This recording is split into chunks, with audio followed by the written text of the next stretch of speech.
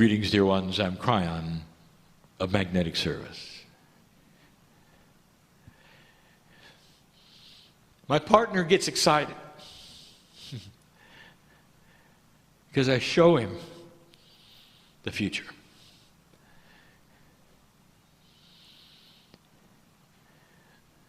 The difficulty is always the same. You want it now. Old soul, there's no hurry, because you're going to be here to see it. You may look a little different, but you're going to be here to see it. And what I mean by this is the lineage of those and the Akasha of those in this room is going to be part of the future. No matter how old you are at this point in time, no matter what you think that you're a part of at this time, I would like to tell you that the old soul is going to continue. And that this transition to a new energy on the planet is temporary. You're going to start to see results. There's a fast track system that is going to echo what you want. Consciousness has energy. The energy is seen and measured and is part of the fast track system. There is a system in place to give back to you on the grids what you are endeavoring to create as an old soul. We told you this before. An old soul carries more conscious energy weight than a new one does. The Akash absolutely has what I will call stripes. What I mean by that is you become a weight and authority on the consciousness of the planet because of your experience. You weigh in harder than a newbie does, more profound than anyone else. A group of old souls in prayer is unstoppable. Almost. And I want to talk about that. I would love to give you physics that you've not discovered yet that help you to understand some things that are puzzles. I may try. But before I do that, I want to give you this. Dear ones, you're old souls.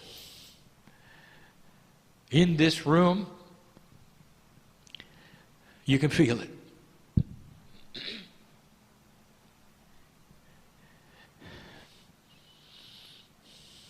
What you think and what you do creates the timing of peace on earth. Some of you will have the opportunity to take the high road when all you've done is be forced into the low one. And I may talk cryptically, but I am talking to those in the room. Opportunities given that you didn't expect, in areas you didn't plan would be there,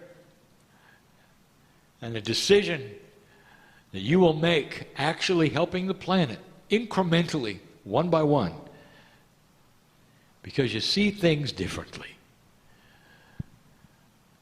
There's an awakening process in all of you, and you can feel it. And one of the attributes of this awakening process that I want you to look for is joy. The creative source is benevolent. It likes to laugh. There is no greater healing emotion on the planet than laughter and celebration. I want you to look for that. I want you to look for that in ceremony. I want you to change what you do in ceremony. The idea that you would gather together and somehow look at the ground and close your eyes and pretend to be mournful because you're in touch with spirit is old energy. Are you understanding this? What about a celebration where you tell a joke? What about a celebration where in order to get something going, you might even tickle each other's feet? Something to create a celebration of joy and laughter while you go into a meditative state that will amplify it greatly. Old energy says you have to be depressed. At least that's the way it looks. We look down in a meditative circle, nobody says anything, there's always quiet, and you're all depressed. What else are we supposed to think? You laugh during your meditations? No. Does it disturb the energy? Oh, the teachers will say, oh yes, don't disturb the energy with laughter. Why don't you try it and see what it does to the energy? You might have healings right there, right then. That's what I want to tell you right now. There are some of you who needed to hear this because you're invested in creating ceremony. Others of you in the room will have choices to make soon, which I will call high and low road choices. Same old, or something you know is better, but a little harder and more risky. I want to tell you, there's a hand that's ready to hold yours in the risk department when it comes to light. You understanding this? There are puzzles in spirituality, but they're not. I'll open a door just slightly tonight. Just slightly. Trying to explain to you something my partner has given you before. When we say that physics is consciousness and consciousness is physics, we're talking about energy. What is your idea when somebody says, did you feel the energy of the prayer? Did you feel the energy of the meditation? Are these just words that pass through your ears and they're metaphysical and esoteric and isn't it lovely? Or is there substance? How do you define energy? Is it something you feel? Is it something you measure? Let's talk very, very simply about energy. Long ago, basic science realized that energy is not destroyable. You cannot destroy it. You can change it. And in certain situations where energy meets energy, there will be then another energy, but it is not creating new energy, it's simply morphing. In some places of the universe, it gathers energy from another place. It looks like it is creating, it is not. It's simply moving it around. You might say energy then is absolute. There are those who would say there is no more energy in the universe today than at the moment of what you called the Big Bang, which, by the way, there was no such thing. There was a beginning, and there was an energetic start, but it was not an explosion and it was not a bang. It was a quantum event of an intersection of what we have called dimensional membranes. We don't expect you to understand that. We don't want you to. It's not needed. But energy is something you should be able to feel, measure, work with, compute, and predict. On the planet right now, you work with certain kinds of energy very well. You understand them. You can compute them. You can measure them. You can predict them. You use them in your machines. That's energy. You create energy in order to fuel your house. That's energy. But when it comes to consciousness, you don't think of it the same way. So tonight, right now, I want you to think of it the same way. Is it possible that there is a system that is a multidimensional system where what you create with your thoughts is as palatable as an electric current? we say palatable, that means that is digestible to your consciousness logic. That's what we say palatable, just like food. You can eat it, enjoy it, it becomes yours. It's palatable to think that your consciousness could be measured. Is it possible you could have a consciousness meter measuring that which you think, not on any scale that you have on this planet at the moment, nothing like you have. I'm talking about a quantum measuring device, a way you could see the energy you create when you focus your mind. If you had that right now, it'd change everything. You have a group of light workers and you're going to concentrate on creating rain. Now don't do that, because you're going to get it anyway. But just as a trial, would it make a difference to Gaia? Now I want you to follow this, because there's physics involved. The earth has consciousness that is tuned to humanity, and we have taught this to you before. Gaia is starting to raise its consciousness, giving you back what you're starting to give to it, which is not war and hatred. Gaia is starting to change. The crystalline grid is starting to change, giving you remembrances of good things and not drama. We have told you this. All that is around you that is in support of you, and it's starting to move. So let's say you pray for rain and you need it. Together you create energy that is quantum. That is to say, it works with quantum particles. The definition of quantum is a particle which is multidimensional, which is called quantum. We're using the word as an overview to mean meta-dimensional things, meaning multidimensional things. What happens? All the energy that you're creating goes into the planet. Will it create rain? I want to ask you a question. Thousands of years, indigenous did rain dances. I want to ask you a question. Were they doing something, or was it dumb? Was it simple? Was it mythology? Were they celebrating the gods in the sky? Were they desperate because their crops were dying? Or did it work? And I will tell you this, dear ones, they skewed the curve of randomness when it came to the weather and created the rain. It would literally be taken from one place, moved to their place, and rain.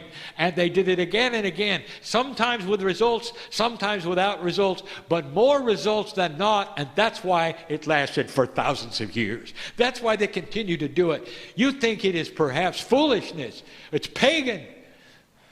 You know what it is? It's consciousness over physics. They knew it because it worked.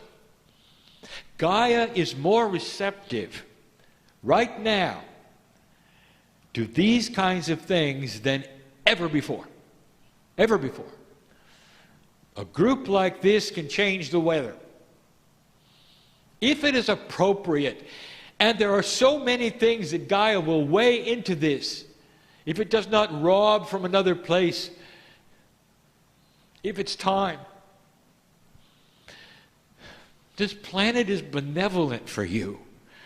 Tree hugger, I want you to resound to this. What do you feel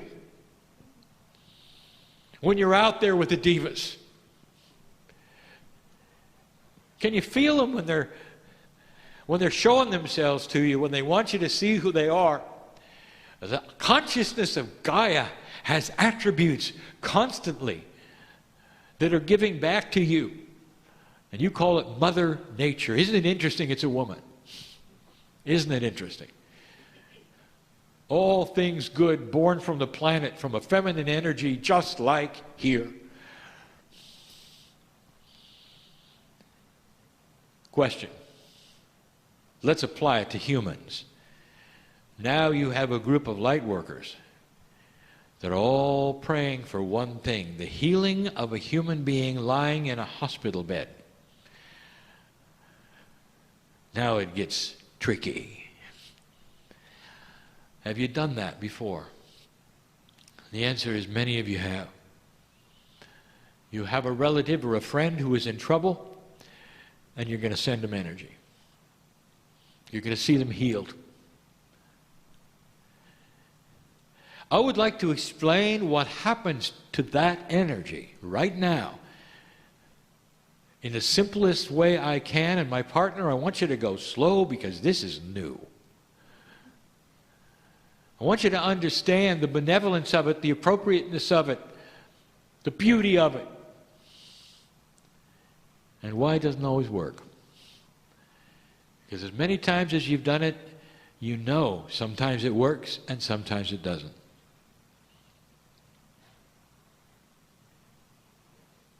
Prayer has consciousness. Meditation has consciousness, and those consciousnesses are energy. Just like the electricity you can measure in an amp meter, there are other meters of consciousness that can measure it, and it's quantitative. It actually has attributes of measurement that have not been invented yet. It's energy. And here you are gathering. It's an interesting attribute about consciousness that is multidimensional, that it does not follow the rules of linearity.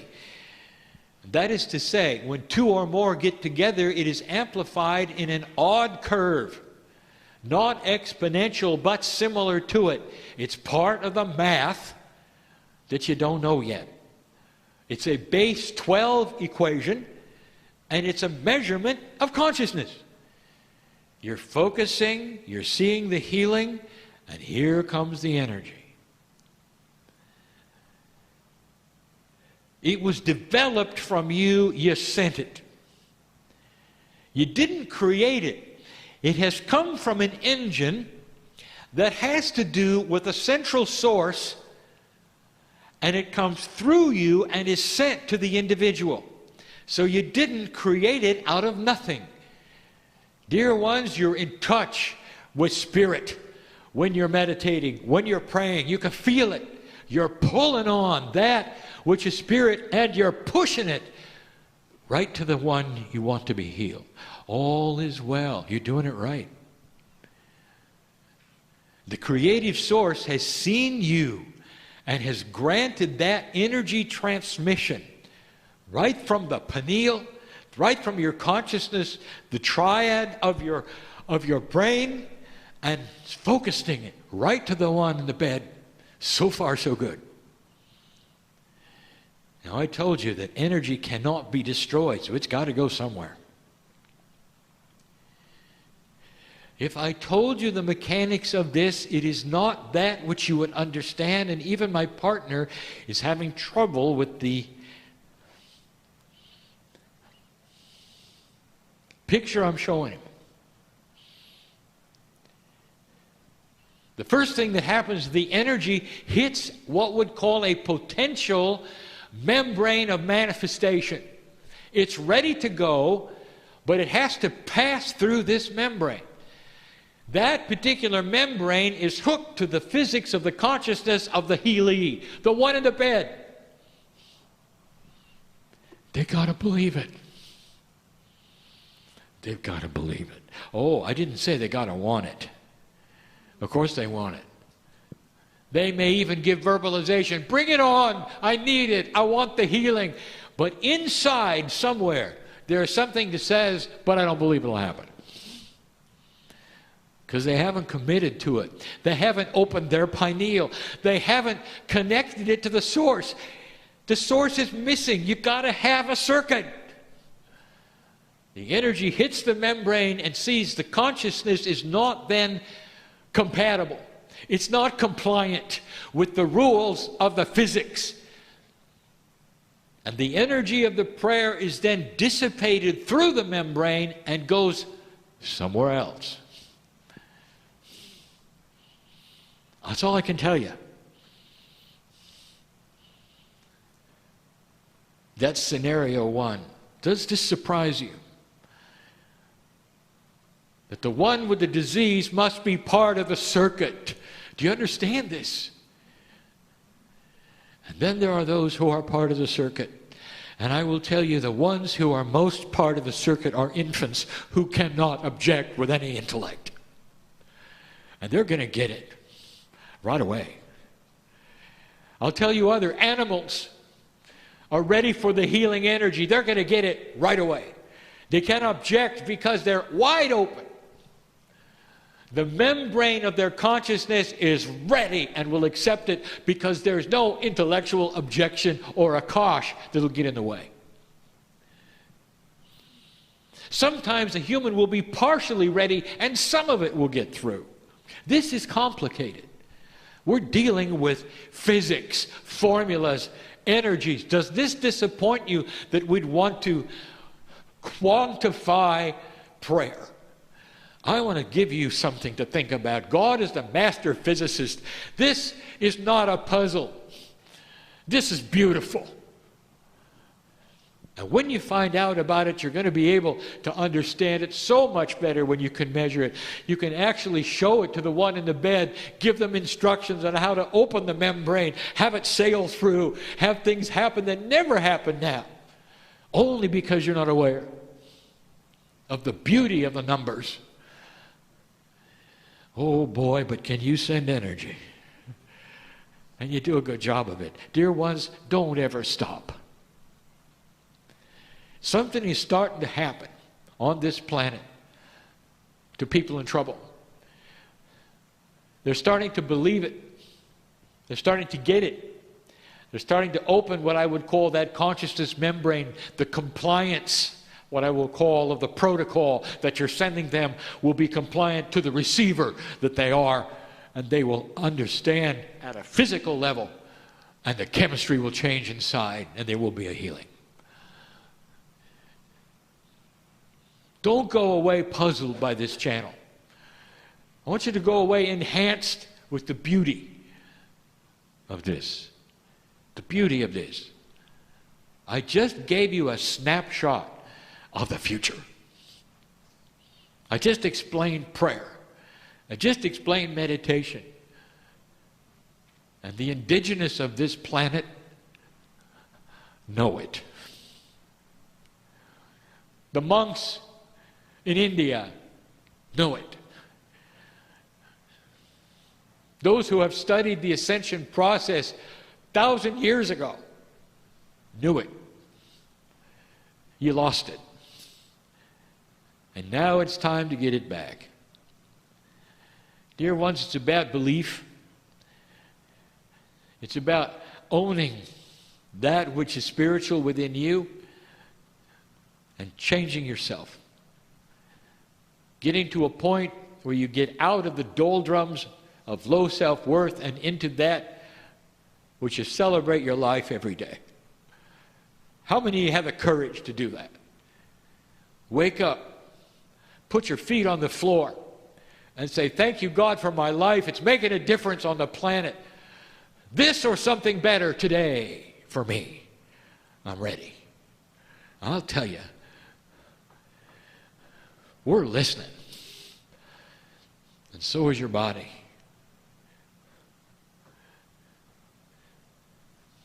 I'm crying in love with humanity. And so it is.